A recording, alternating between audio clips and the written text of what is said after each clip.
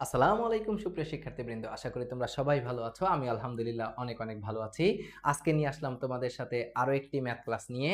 আমরা অলরেডি 3টা ম্যাথ তোমাকে টাইপ ভিত্তিক দেখাইছি। আজকে আমরা চতুর্থ ম্যাথটা নিয়ে তোমাদের সামনে হাজির হলাম। তো চলো দেরি না করে আমরা ম্যাথটা করে ফেলি। আমরা এখানের যে ম্যাথটা করতেছি সেটা হইলো যে যদি ওয়াই দ্রবণে 3 গ্রাম আয়রন বিশুদ্ধ হয়। আচ্ছা, ওয়াই দ্রবণ নিয়ে বারবার আমরা কিন্তু ক্যালকুলেশন করতেছি, আমরা এখনো এক্স দ্রবণে যাই নাই, ইনশাল্লাহ যাব আস্তে আস্তে। আমি বলছি একটা উদ্দীপকের আলোকে যত টাইপের প্রশ্ন হইতে পারে, গরুর ঘতে আর ঘোড়ার ঘতে দিতে পারে, সবগুলো আমরা আস্তে আস্তে করতেছি। সবগুলো ম্যাথ কিন্তু মনোযোগ দিয়ে করবা, দেখবা প্রত্যেকটা সৃজনশীল আমরা বোর্ড ধরে ধরে ধরে ধরে দেখবা করব, প্রত্যেকটা বোর্ডের প্রশ্ন তুমি সলভ করতে পারবা। এই টাইপের প্রশ্নই দেখবা ওখানে দেওয়া আছে। তো আমরা একটু দেখি, বলছে যদি ওয়াই দ্রবণে 3 গ্রাম আয়রন বিশুদ্ধ হয় তাহলে দ্রবণে কতগুলো আয়রন পরমাণু রয়েছে। গরুর ঘতে আসে প্রয়োগে। আচ্ছা, ওয়াই দ্রবণে 3 গ্রাম আয়রন বিশুদ্ধ হয়, বাট এখানে আয়রনটা কি দেওয়া আছে? এখানে কিন্তু আমাদের আয়রনটা দেওয়া আছে অবিশুদ্ধ। ব্যাপারটা খেয়াল করতে হবে, প্রশ্নে দেওয়া আছে অবিশুদ্ধ, বাট এখানে দেওয়া আছে কি বিশুদ্ধ। আচ্ছা, এখন বিশুদ্ধ আর অবিশুদ্ধর ভিতরে একটু কেমিস্ট্রিতে আমরা একটু পার্থক্যটা বুঝি। অবিশুদ্ধ কিন্তু বিক্রিয়া করে না সচরাচর, মানে বিক্রিয়া করেই না। আর বিশুদ্ধ যেটা সেটা কিন্তু বিক্রিয়া করে উৎপন্ন হয়। বিশুদ্ধটা বিক্রিয়া করে, আর যেটা অবিশুদ্ধ সেটা কিন্তু পাত্রে ভেজাল হিসেবে থেকে যায়। তো এখানে বলছে যদি ওয়াই দ্রবণে 3 গ্রাম বিশুদ্ধ হয়, যদি ওয়াই দ্রবণে 3 গ্রাম আয়রন বিশুদ্ধ হয়, তাহলে দ্রবণে কতগুলো আয়রন পরমাণু রয়েছে। আয়রন কি চাইছে? পরমাণু চাইছে, এটা সবচেয়ে বেশি গুরুত্বপূর্ণ। 3 গ্রাম বিশুদ্ধ হয় তাহলে দ্রবণে কতগুলো আয়রন পরমাণু রয়েছে। আচ্ছা, পরমাণু তার মানে কোন সূত্রটা আমরা কি ধরতে পারছি? আমাদের সূত্র কিন্তু আমরা এন ইজ ইকুয়াল টু কোন সূত্র জানি পড়ছি? ডবল ইউ বাই কি পড়ছি? এম। আর পরে আমরা পড়ছি কি বলেন তো? এক্স বাই কত? N A.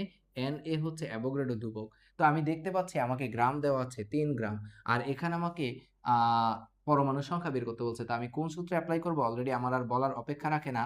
আমি এখানে সবার আগে যেই কাজটা করব, যে মানগুলো দেওয়া আছে আমি সেই মানগুলো এখানে উঠাই ফেলি। কি মান দেওয়া আছে? আমি এখানে দেখতে পাচ্ছি ডবল ইউ দেওয়া আছে। কত দেওয়া আছে? 3 গ্রাম দেওয়া আছে।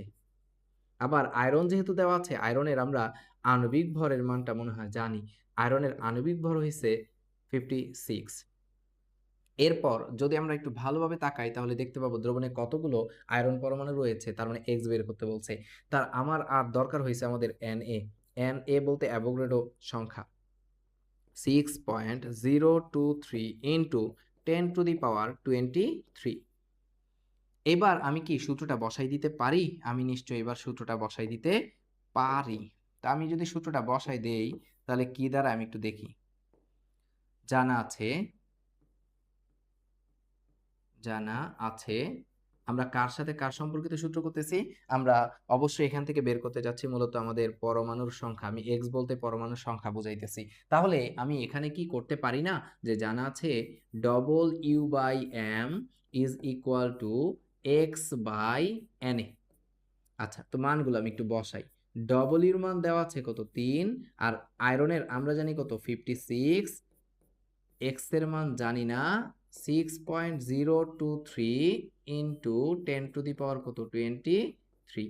তো এখান থেকে আমি যদি এক্স বের করতে চাই তাহলে এটা এই পাশে এসে গুণ হয়ে যাবে। তাহলে এক্স সমান আমাদের আসতেছে 3/56 ইন্টু 6.023 ইন্টু 10⁻কত? 23। এটা ক্যালকুলেট করে আমরা যা পাবো, আমি একটু ক্যালকুলেশনটা তোমাদেরকে করে দিই। হ্যাঁ, তো যদি ক্যালকুলেশনটা করি তাহলে আমাদের যেই মানটা আসতেছে, দেখি আমরা মানটা কি আসে। আমাদের আসতেছে 3 ইন্টু 6.023 ইন্টু 10⁻, কত আসতেছে? 23 ডিভাইডেড বাই কত আসতেছে? 56। তাহলে আমি মানটা পাইতেছি 3.3 হ্যাঁ 3.222 অবশ্যই 7 ইন্টু 10⁻22 এতটি পরমাণু। কার পরমাণু জানি? এতটি অবশ্যই আয়রনের পরমাণু রয়েছে। এই যে আমাকে বের করতে বলছে যদি ওয়াই দ্রবণে 3 গ্রাম বিশুদ্ধ আয়রন হয় তাহলে দ্রবণে কতগুলো আয়রন পরমাণু রয়েছে। এই হচ্ছে আমাদের আয়রন পরমাণু সংখ্যাটা। আশা করি সবাই এইটুকু ম্যাথ বুঝতে পারছি। আমরা এই একটা ম্যাথ কিন্তু আমরা এর আগে শুরুর দিকেও দেখাইছি এই টাইপের, অর্থাৎ কিভাবে করতে হবে ওটা আয়তন দিয়ে দেখাইছিলাম, আর এখানে দেখাইছি কি দিয়ে, আমাদের অবশ্যই এখানে আমরা ম্যাথটা দেখাইছি একদম সহজ ম্যাথ, ইজি ম্যাথ, এমসিকিউতে আসে এবং মাঝে মাঝে দেখা যায় সহজ প্রশ্ন করলে এটাও কিসে দিয়ে দেয়, আমাদের গরুর ঘতে প্রয়োগে দিয়ে দেয়। আশা করি সবাই ম্যাথটা বুঝতে পারছি। তো দেখা হচ্ছে পরবর্তী ক্লাসে, ততদিন পর্যন্ত সবাই সুস্থ থাকি, ভালো থাকি। আল্লাহ হাফেজ, থ্যাংক ইউ।